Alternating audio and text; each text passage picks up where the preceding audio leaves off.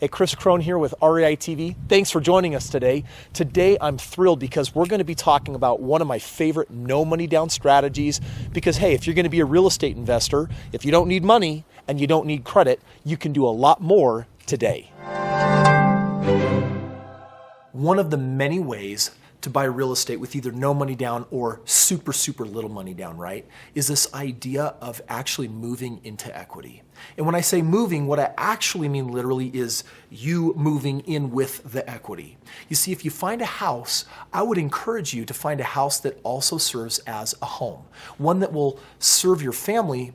But if it has a really good equity position in it, let's say we're out there treasure hunting, we found our $30,000, $40,000, $50,000 of equity, then we also have with that a really great margin of profitability to make it a really great investment house. Now, the reason why this is one of the strategies is because many banks will allow you to move into a home with either a 3% down payment, a 5% down payment, or sometimes a no % down payment.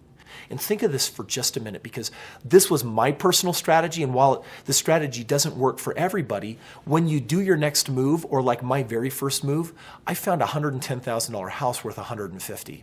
That $40,000 equity position, I moved into that house, had a basement apartment. The basement covered more or less my mortgage, but I walked into $40,000 of equity, and yet 3% down payment on $110,000 was $3,500. Now just think about that for a little bit. Trading $3,500 for $40,000.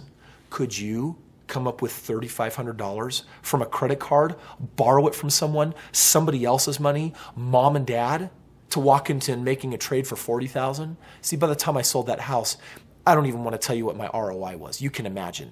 My ROI on the cash flow when I moved out, the cash flow I made on it, when I finally sold it, the profitability. I made so much money on that house. That ROI is so big that there's small ROIs, there's medium ROIs, there's big ROIs, and then there are ROIs that are so big that you call them a miracle.